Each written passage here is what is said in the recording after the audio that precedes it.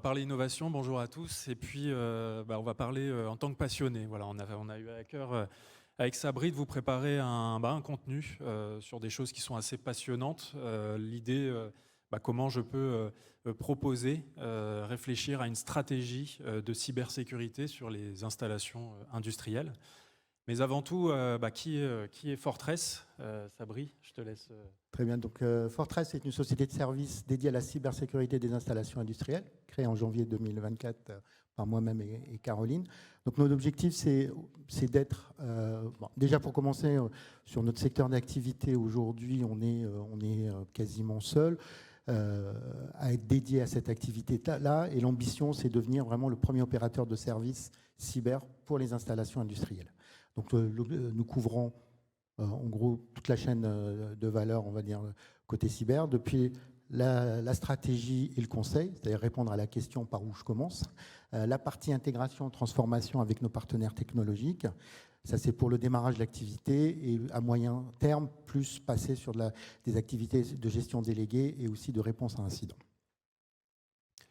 Et donc TX1, qui est également une aventure entrepreneuriale issue d'une initiative de Trend Micro, acteur global de la cybersécurité, et depuis 2019, donc ça fait un petit moment, mais on va dire depuis 2 ans, une initiative de la fondatrice de créer une marque à part entière, une marque dédiée à la sécurisation et la protection des environnements contraints, des environnements spécifiques de l'installation industrielle, mais finalement c'est tout ce qui va jouer dans le monde réel, tout ce qui va avoir une action dans le monde de tous les jours. Donc TX1, c'est maintenant 450 personnes, société taïwanaise, et on adresse énormément de secteurs d'activité pour aller de la protection jusqu'à la découverte des menaces qui peuvent adresser ces environnements contraints et essentiels pour les entreprises.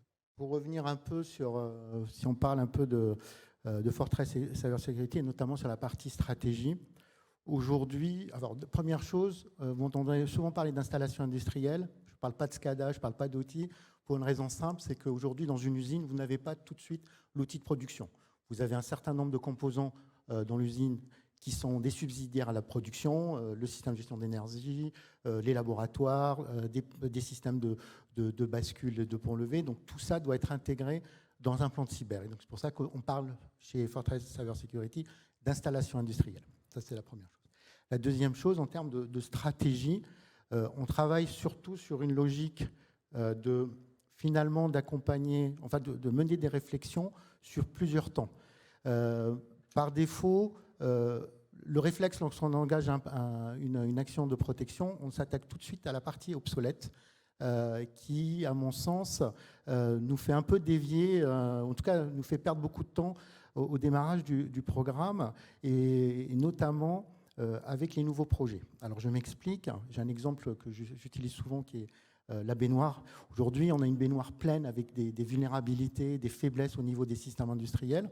On le sait, et donc l'objectif quand même de gérer l'obsolescence notamment, c'est de vider cette baignoire. Le problème qu'on a, c'est que pendant ce temps-là, on a les nouveaux projets qui arrivent. Donc on a le robinet qui alimente encore cette baignoire. Et donc finalement, on va être d'un côté à courir derrière la partie gestion de l'obsolescence, la correction des systèmes obsolètes et les vulnérabilités existantes. Et de l'autre côté, on aura toujours les nouveaux projets qui vont amener leur stock de nouvelles faiblesses et de vulnérabilités. C'est pour ça que nous, on se focalise plutôt, de dire, il faut sur le court terme couper le robinet déjà pour commencer à avancer et adresser les nouveaux projets, proposer un framework, proposer des solutions adaptées aux nouveaux projets, et en parallèle traiter la partie obsolète et on va dire le parc existant. Et ensuite, le troisième temps, c'est comment on fait basculer le parc existant avec ces systèmes obsolètes vers une cible de cybersécurité qui est un peu cohérente par rapport aux nouveaux projets. Alors, moi, j'ai bien compris les 3 temps, donc court terme, moyen terme et long terme, avec une expertise Fortress. L'idée, c'est aussi d'avoir développé chez TX1 des solutions pour soutenir ces 3 temps. Faut savoir que TX1, on a construit autour de 3 grandes thématiques.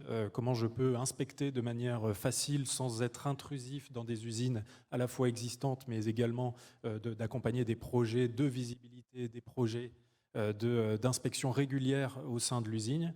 Comment je peux, un deuxième pilier autour de la protection du poste, comment je peux amener une cybersécurité sans avoir à perturber les performances disponibles sur les machines, comment je peux accompagner sur le long terme des cycles de vie dans les usines qui sont fatalement beaucoup plus longs que ce qu'on va retrouver dans l'IT traditionnel, et finalement comment je peux installer ces solutions sans avoir à redémarrer, sans avoir à perturber le fonctionnement nominal d'un processus industriel. Troisième temps, notre temps chez TX1, c'est une approche aussi par le réseau. Quand on ne peut pas inspecter par des ports USB, inspecter des machines par des logiciels, qu'est-ce qu'il nous reste? C'est le réseau. Chez TX1 Networks, on a développé, co-designé avec beaucoup d'industriels pour se nourrir de leurs protocoles, se nourrir de leur fonctionnement en termes de réseau, et on vient adresser la cyber par ces endroits-là. Encore une fois, pour être le plus transparent possible et répondre et soutenir une stratégie qui est portée à 3 temps, donc court terme, moyen terme et long terme. Et on va voir après pourquoi on est encore plus pertinent sur les 2 thématiques que je te propose d'aborder. Donc on a évoqué donc les 3 temps, mais finalement, au quotidien, qu'est-ce que tu proposes en termes de stratégie par rapport aux équipes, par rapport à toutes les exigences qu'il peut y avoir dans ta baignoire, mais comment, quotidiennement, qu'est-ce que tu proposes aux clients en termes de stratégie? Aujourd'hui, en fait, la stratégie, c'est aussi le sujet de mon intervention à midi 10 sur comment monter un plan cyber. On va dire, ça s'articule globalement sur 8 grands points à traiter qui sont finalement quel périmètre on doit adresser. Ça, c'est un point essentiel. Comme je le disais tout à l'heure, on a des outils qui pilotent la production. On a aussi des systèmes qui pilotent la production, des systèmes qui sont subsidiaires. Et donc, cette dimension de quel périmètre on doit traiter, il faut y penser dès le départ. Il y a la deuxième composante qui est l'organisation. Un projet cyber, on va dire, de protection d'une installation industrielle, ce n'est pas un projet cyber for cyber. C'est un projet où on intègre la partie, les directions industrielles, les équipes sur site, les équipes de la DSI. Moi, j'ai une philosophie qui est, moi, je ne mets jamais dos à dos la DSI. En tout cas, je n'essaie pas d'alimenter la guéguerre entre ces 2 mondes-là. Il faut que la DSI joue un rôle, puisque c'est leur expertise aussi sur un certain nombre de composants que j'appelle IT for Industry. Donc, il y a cette partie-là. Et ensuite, on va sur la partie priorisation et développement du framework. Pour moi, le framework, que ce soit sur des mesures techniques ou des mesures organisationnelles, est essentiel parce grâce au framework, on va être capable de déployer un modèle de sécurité plutôt uniforme sur toutes les usines, et surtout, on va être en capacité de gérer le risque au niveau global. On ne le gère plus au niveau de l'usine ou au niveau du système, on le gère de manière transverse dans l'organisation.